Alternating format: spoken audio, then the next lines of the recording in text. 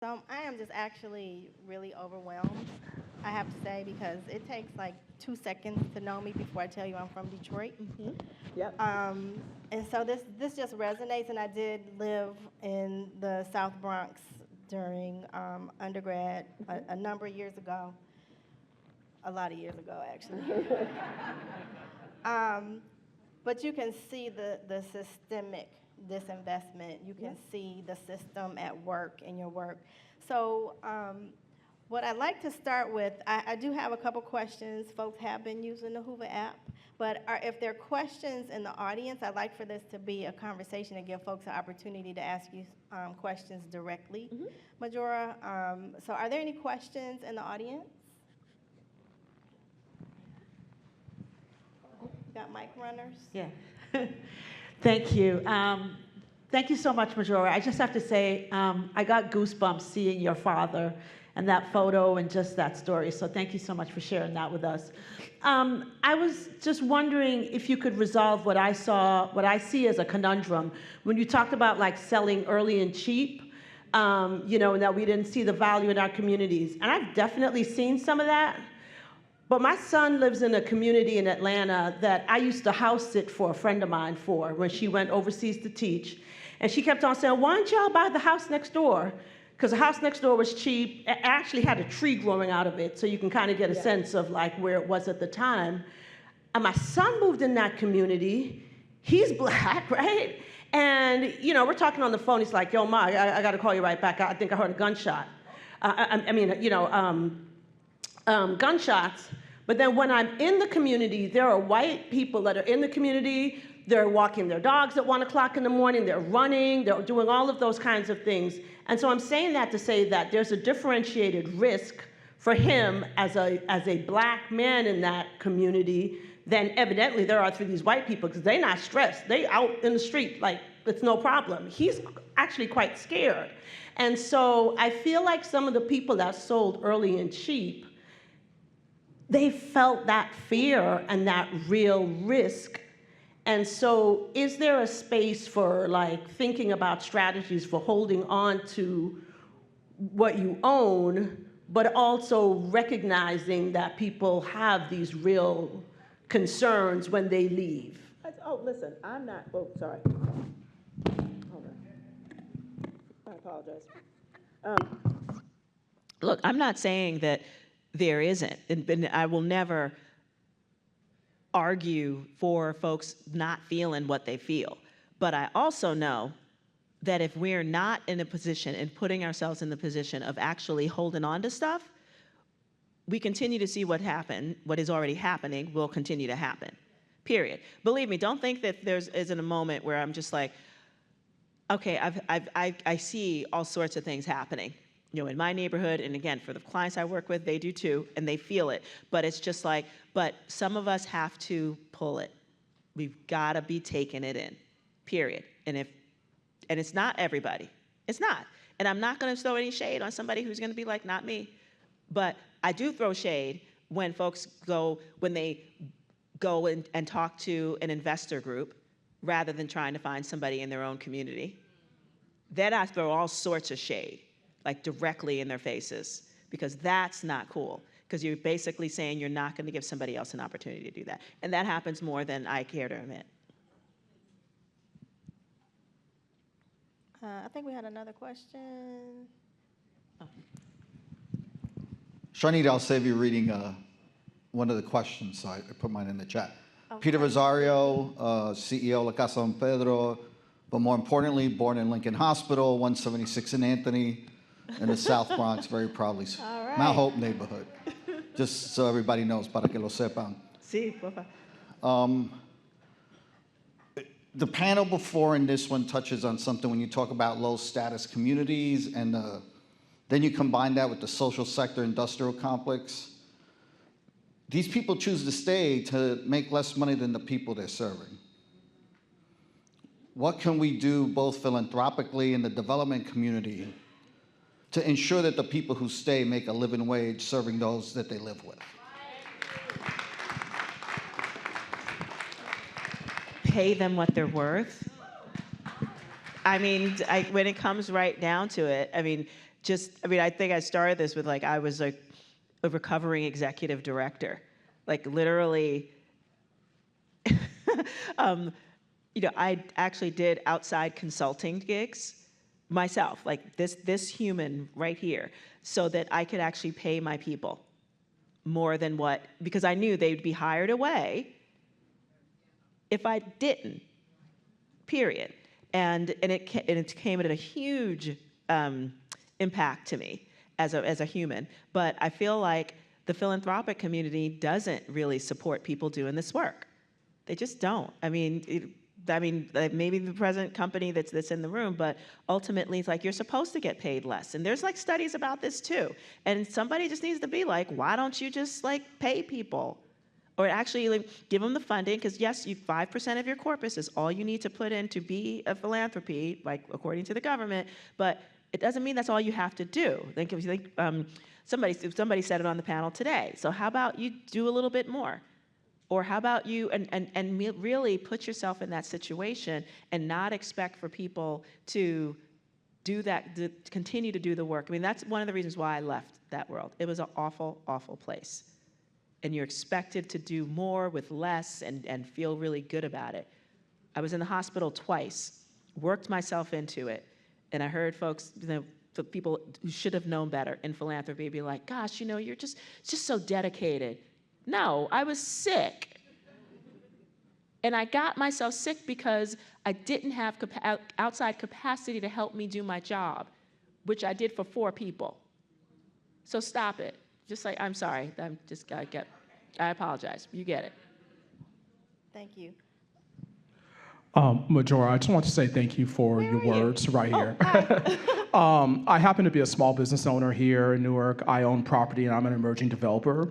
And you bring up something that really resonates around we need to change the lexicon around gentrification, right? Because this idea is that anyone who wants to do better, you're gentrifying, but we need risk takers in our own community to actually do the thing. Yes. And I guess the question I have is, how do we change that terminology? Because I know a lot of Black and brown entrepreneurs, developers, people who want to take risks in our own neighborhoods, but we're confronted with, oh, you're a gentrifier, you're bringing something bad. How am I gentrifying if I'm doing something on a land that's never been developed, right? Thank you. I know. I just want to put that out there because I think that we need to change that terminology and those words in our community, because that's absolutely going to stop the risk taker from coming into our neighborhood and coming back in and doing good, because it's like, well, let me go somewhere else where I'm actually wanted and embraced versus pushed away. And this is the thing. There's always going to be some folks who are not going to be down with it. But then what I learned is that there are plenty who are and who get it and be supportive. So look, if you, like the people that protested me, we've asked for them to come and talk, and I'm happy to understand what's going on. But if they don't want to talk, what am I supposed to do? You know who I talk to? The people who want to talk to me and engage. And that's that. And I got to tell you, there are definitely more of them. But I understand, because believe me, there are folks, who saw what happened to me and who were just like, nah, you know what? I'm going to keep my head down. I'm not going to do it. Or I'll do it someplace else. And that came all that was at the detriment to our community. When we lose that talent, so we have to stop believing this white supremacist, these tropes that we can't get along. How about we recognize that there's a diversity of thoughts and opportunities and actions that different types of organizers need to do in our communities. And some of that is definitely just straight up economic development. How else are we going to decrease the wealth gap and increase generational wealth without economic opportunities? So let's not act like you're only valid if you need real help, if you're not only doing direct service, because that's not helpful. If we can continue to concentrate poverty, we know what it looks like. We're all fighting against it. But unfortunately, most of the strategies have not changed. So let's start thinking about the same tools, that have actually built, white communities: wealth creation, retention, business development, opportunities to keep money and get it into our own communities. We need to seriously think about that. Amen. So I think I'm going to probably have to get time keeped on this session. So, but I do want to ask you, Majora, because entrepreneurship is really important. And I know that you are supportive of entrepreneurs, and as the proud daughter of an entrepreneur, can you talk to us about kind of what role you see entrepreneurship in wealth building in our community? Yeah. I think like those folks who decide that they are building the businesses and other institutions, which can and should be anchor institutions. Like my little coffee shop, it is the way that anchor institutions were talked about. It's a 700 square foot place, but yes, it is an anchor institution because of the role that it plays in our communities. Like, I'm not Dunkin' Donuts. Dunkin' Donuts doesn't do any of the things that, that we do to support our community on the daily basis, period. And so things like that, but I think the big part of being an entrepreneur is as helping our communities understand the role that local entrepreneurs play in support of their community. And it really is hard because I guarantee you, most of those entrepreneurs are not getting the capital that, like the franchises and everything else you see happen in those neighborhoods, they're just not. We're still dealing with like the whole, idea, frankly, I think that's the sort of like a part of our, very subjective things that, how many of you heard that phrase, white ice is colder? We deal with that. I'm letting you know. And so, but again, as we're thinking about our community, so we need to make sure that we are continuously reinforcing the idea that our ability to support ourselves within our own community comes with that in mind. We need to be supporting, local folks who do stick their necks out there. And in order to create the kind of spaces and the kind of businesses that can be patronized, that again, will bring back value into their communities. And it is hard, but we need to see more of it. Mm-hmm. I saw some more hands out here. Mic runners? Yes, hello. Majora, thank you Hi. for coming out and speaking to us today. Long story made extremely short. One of your displays showed that there was a development with a circle and an X through it. It seems like upcycling and redevelopment without destructive redevelopment is frowned upon, and that the redevelopment with displacement and destructive elements is what's key, especially here in the city of Newark. So when developers come through to upcycle, we have beautiful abandoned buildings that could be upcycled and utilized for low mod housing and for purchase. It's not really being done.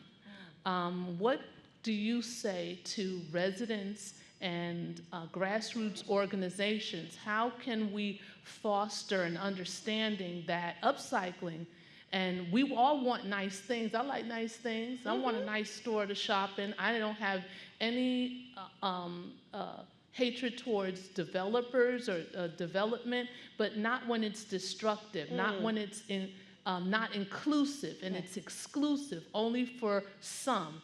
And then the development on the ground level is substandard and just not a healthy situation. How do we tackle that? I saw your development, the sketch was beautiful. It didn't come to fruition because there was no money to graft off of. There was no money to get payola, because when you do that low mod, you have these margins that they can't steal from. So what can we do to and learn lessons from what you experienced? How do we get real development, and how do we encourage the city and the state to upcycle instead of being destructive. So I think what you're asking, one thing is just like, are you reusing buildings? One, yes. And so as long as they, like, look, I'm restoring a historic rail station.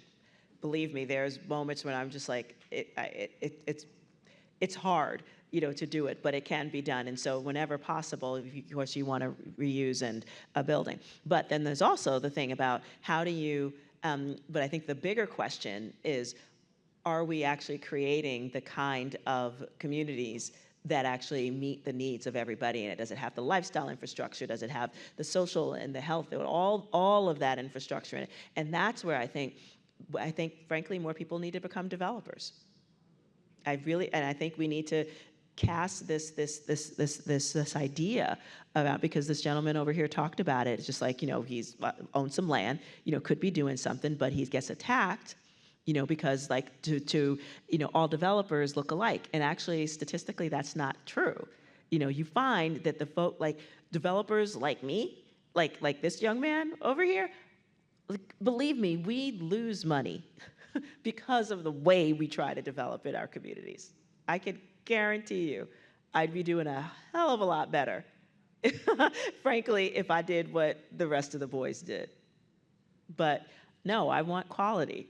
No, I want things I really believe that, look, sooner or later, right now I'm not, but sooner or later I'll be okay. And we're gonna have better projects as a result of it. Thank you. I really think we're out of time. I'm trying to get the signal from whoever is managing the time. But maybe if somebody can ask a very brief question, get to the question, then we can take one more question. Sure. Hi, everybody. I got the mic. That's right. I don't want to cause any feedback. Good afternoon. My name is Jadine DeCambry, and I am the Food and Economic Justice Program Manager at Clinton Hill Community Action. A number of us are in the audience today, and I would be remiss if I didn't get a chance to have this conversation with you real quick. So Clinton Hill Community Action is doing a lot of the work that you spoke about in your talk. We are basically a community development organization. 95% of our staff lives in the community that we serve. We empower the community through food, community building, housing. So all of these issues we're trying to tackle collectively. On October 25th, all right, we have a ribbon cutting at a grocery store that we are opening, a mutual aid grocery store on Hawthorne Avenue. And we're working based on a model that doesn't exist, right? We're combining some mutual aid concepts, we're combining some cooperative concepts because we want the community to feel like they have ownership in what we're doing. So in your experience doing this work and working with folks who have been disenfranchised for so long, how do you take them on that learning journey that takes them from that place of feeling like there's no hope and being used to despair, and showing them that there can be a different way while you yourself are in the process of getting out of that struggle? Yeah, I mean, trauma's real, right? First of all, let's give ourselves, all of us, some grace. The trauma is real, okay? And I think honestly, especially for the people that are doing the work, because you don't have the luxury to kind of stop, right? And that's why it's literally, God stopped me. It was just you're gonna get to the point where you can't move. And I ended up in the hospital twice. So I say that as a cautionary tale to everybody out here. So it's real. But the moves that you make to continue to show, I would say you do what you do. You keep doing what you do. Because, and the thing is, and also be okay with you are not going to reach everybody. Because I feel like so many of us are like, well, if we can't do everybody, then what did I do?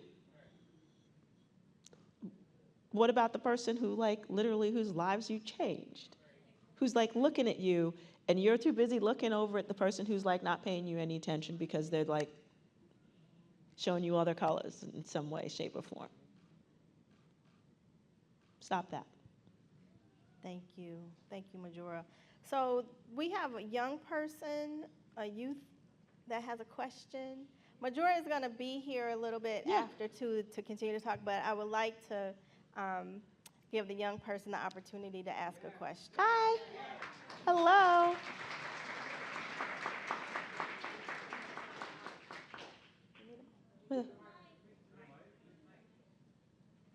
Oh. Yeah.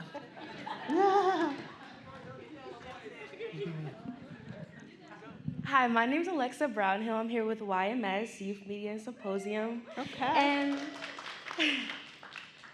I know it took you a couple years to get where you are today. And so, considering Just a couple.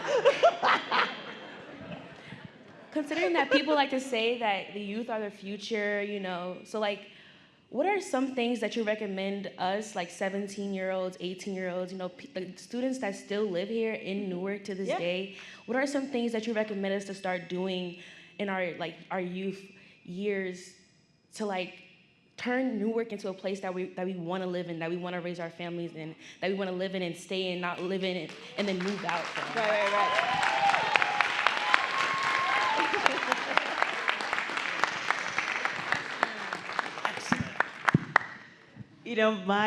Thank you so much for that. But one of the biggest disappointments that I have in myself is I don't know if you remember what the talk, in the talk, but I talked about the first slew of people that we interviewed about, in our aspirational, and needs assessment, was the group of 17-year-olds. Like, these were the seniors in high school who were graduating and moving on to college. And one of the things that I feel like, because I didn't know what to do at the time, just I wish I just said, okay, could you please, we need to know, what you think what we really need. And we want you not just to just tell us, but be a part of what we're doing. And I feel like, and we've since done that, with other young people going forward, but I feel like that first group of people, not giving them, or just because I think we were kind of shocked at some of their responses, was not giving them the opportunity to be a part of it, and working and trying to figure out a way to reach them, because at that point many of them had given up on the idea that even you could do anything in the South Bronx, where I was. But I feel like now you can be really clear about what you want, and you should be telling us. And I feel bad because I didn't just ask them, okay, could you, will you participate if we do these things for you? Now I know to do that, but if you're not out there going, no, it's like this, then it does go back on to us to do something. So you actually have the capacity to be talking to adults who actually give a crap, who are doing this kind of work, and who would be eager to listen to you. And no, it won't be everybody, but I guarantee you it will definitely be some who will look at the value that you bring and the perspective that you have, but you have to share it. Don't think people don't want to hear you. Okay? And with that, please join me in thanking our guest, Majora Carter.